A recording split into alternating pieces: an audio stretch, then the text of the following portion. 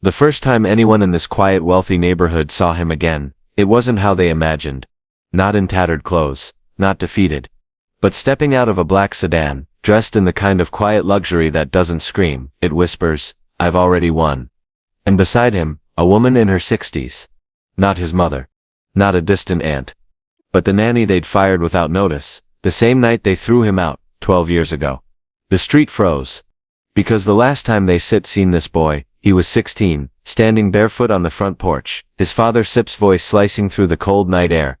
"You stir no son of mine, get out." No coat, no money.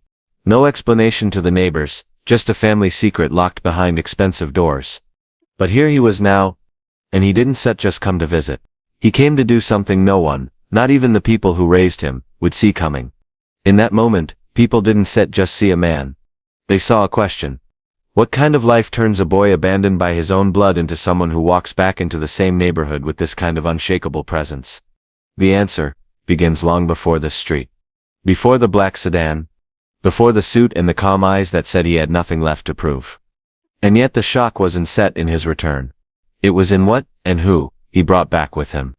Here sits what that moment teaches us. Revenge isn't always loud. Sometimes it's strategic. Sometimes it's quiet enough to be mistaken for kindness, until you see the full scope of what's unfolding. And what unfolded next would not only rewrite his family's legacy, it would expose a truth they'd spent over a decade burying. 12 years earlier, the night he was cast out, the air in that mansion wasn't just cold, it was calculated. His parents had been preparing for this moment for months. The reason wasn't rebellion. It wasn't crime. It was something far quieter, and in their eyes, far more dangerous. He had begun to ask questions.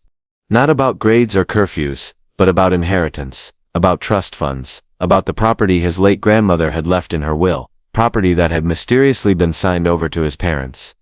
That grandmother had been the only one in the family who looked at him without a ledger in her eyes. She had grown up in a different era, one where promises were carved in handshakes, not dissolved in loopholes, and before her death, she'd told him plainly, "One day this will be yours. You'll need it more than they will." But within weeks of her funeral, the paperwork had changed. And when he confronted his parents, the reaction was swift and merciless. Here sits the part most people don't talk about. When wealth and reputation become a family's currency, truth becomes a liability. His parents weren't just protecting their assets. They were protecting their narrative, the story they told the world about being the perfect, generous family. And there was another layer, one few in the neighborhood dared to name. The quiet but sharp-edged tension of being the only black family in a predominantly white enclave, one that had accepted them on the condition they played by unspoken rules. Rules about appearance, about behavior, about never airing family business. For his parents, status in that community wasn't just pride, it was survival. And he, with his restless questions and refusal to play along, threatened to unravel the mask they'd worked so hard to keep in place. The night they kicked him out, they fired his nanny too. Not because she'd done anything wrong, but because she had been his only real ally. She'd hidden cash in his shoes, saved him from his father's rages, slipped him the kind of advice that makes survival possible when you have no power. They wanted him isolated. They wanted him erased. She didn't know it yet, but the woman standing beside him all those years later was holding a piece of the story no one else could tell. A piece that could dismantle his parents' carefully curated life. And the path from that cold night to this moment was not a straight line. It was a gauntlet, one that would test, not only his resilience, but his ability to turn pain into precision. That first week after being thrown out, he slept in the back of an abandoned delivery van 2 neighborhoods away. No heat, no food, except what the nanny, risking her own safety, managed to sneak to him through a mutual friend. He was 16. Old enough to understand betrayal. Too young to fully grasp how permanent certain decisions can be. And in that darkness, 2 voices fought inside him. One said, "Disappear, change your name, leave the city, forget they exist." The other said, "Stay alive long enough to make sure they remember you." The breaking point came when he overheard 2 former classmates in a corner store. They were laughing, retelling the official family story. According to his parents, he'd been sent to a special boarding school abroad for his own good. A rehabilitation program, they called it. They painted him as unstable, a liability they'd rescued the community from. And that was the moment something inside him locked into place. If they've already rewritten my life, then I might as well rewrite it myself. But here sits what made this a true fork in the road. The easy path was vengeance. The harder one was patience. Because vengeance burns fast. Patience, when paired with intelligence, builds a fire that can't be put out. He made a quiet, dangerous promise to himself. He would not return to this neighborhood until he had more power than the people who'd erased him. And when he came back, it wouldn't be for an apology. It would be for control. Here's what that moment teaches us. The difference between retaliation and strategy is often just time. And the people who underestimate you early rarely see you coming later.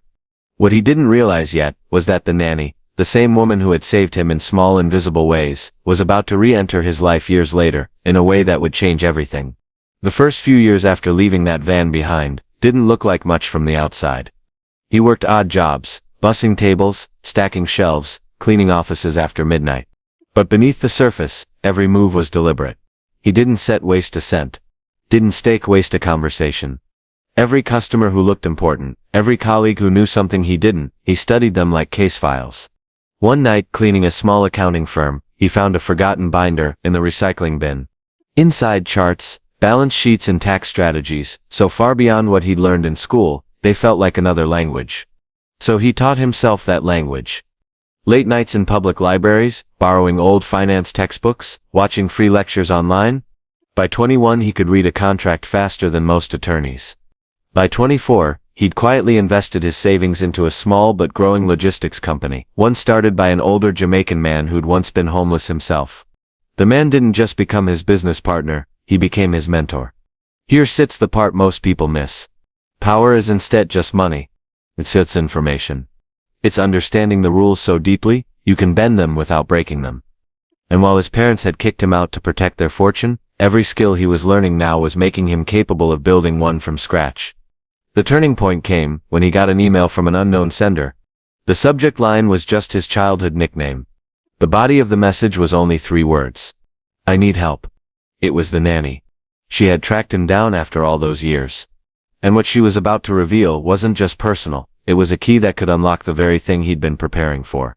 She didn't know it yet, but she was walking back into his life at the exact moment his quiet preparation had made him dangerous. The nanny's message wasn't just a reunion, it was a warning. She had been working as a live-in caregiver for another wealthy family in the same neighborhood where he'd grown up.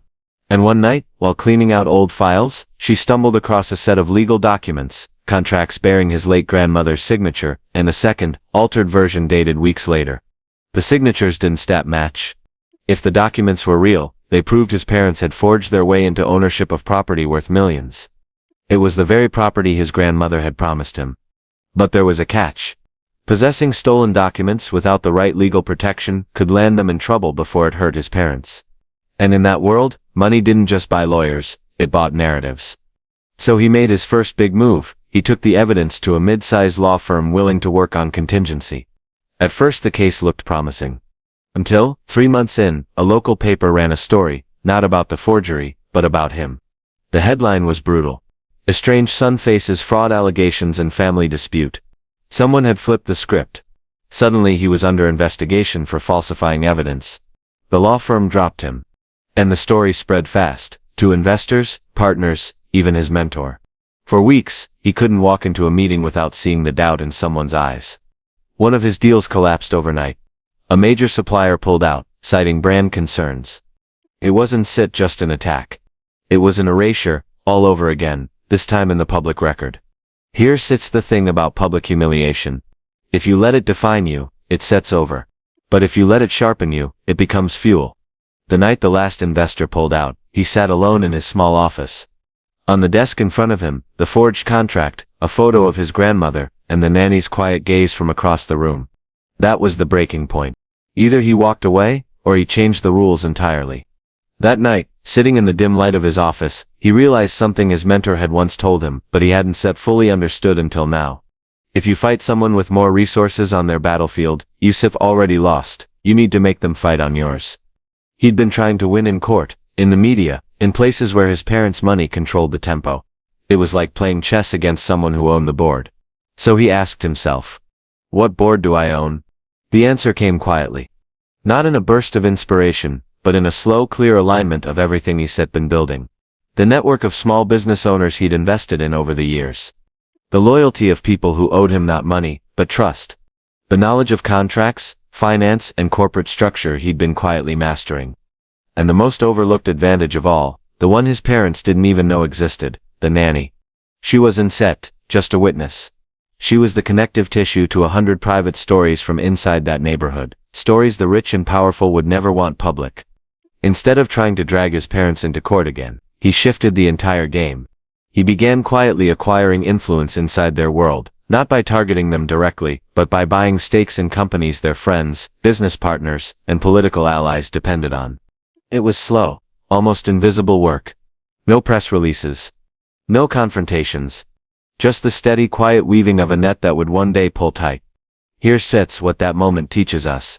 Transformation isn't about becoming someone new overnight.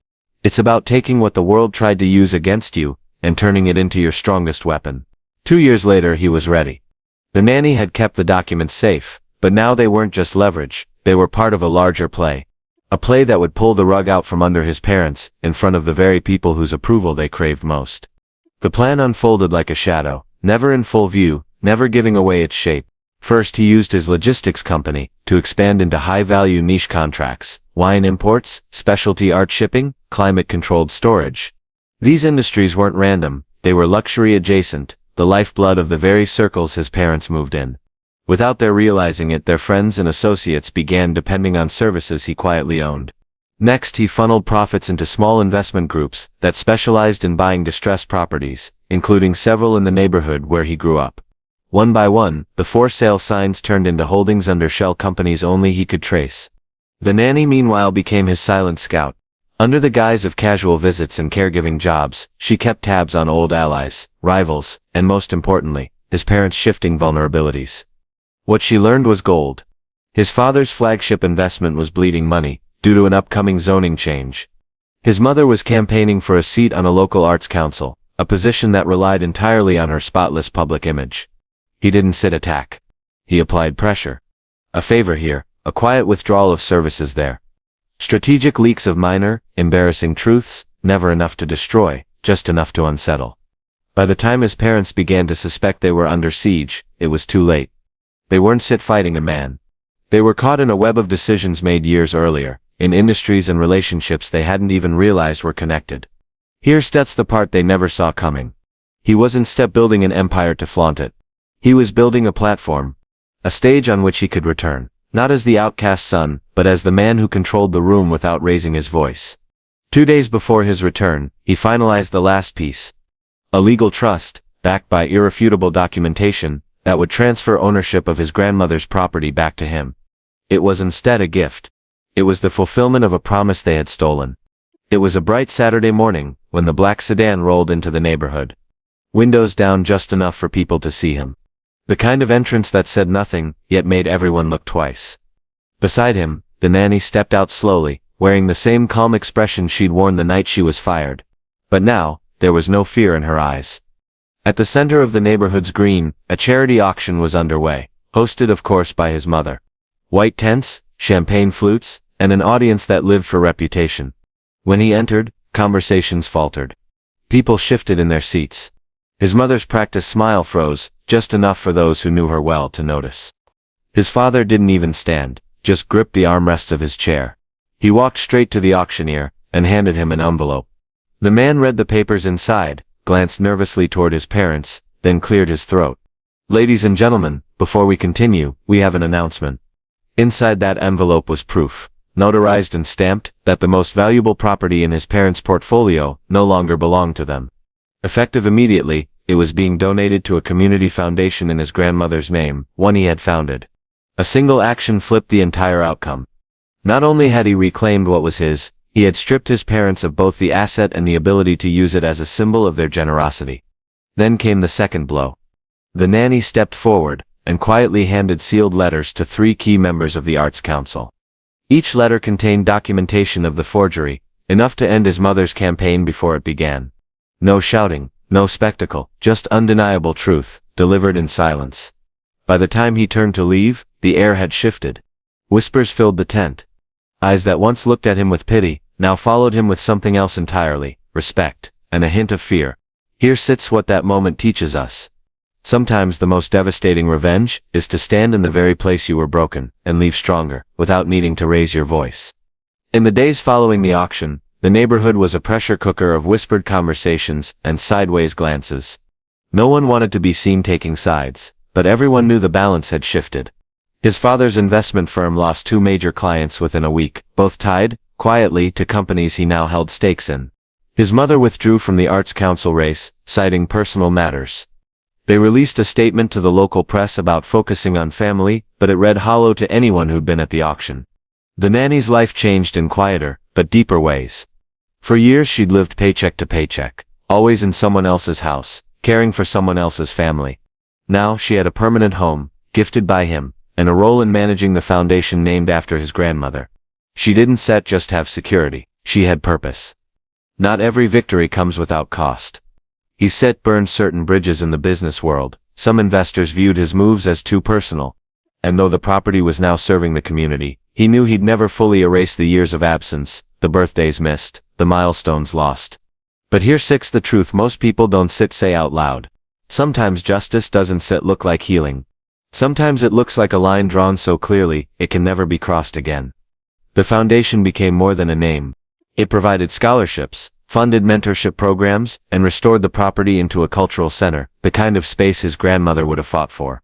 In that way, the victory wasn't just for him, it was for every kid who'd been told they didn't belong. And yet the most telling moment came months later. At a local fundraiser, his father approached him, extended a hand, and muttered a quiet congratulations. He didn't take the hand. He simply nodded, and walked away. Years later, the foundation's walls held more than art and history. They held conversations, the kind that had once been silenced in his own home. Young people walked through its doors and saw possibilities instead of limits. And in every corner there was an unspoken truth. This exists because someone refused to disappear. He never moved back into the neighborhood. Not because he couldn't, but because he no longer needed to.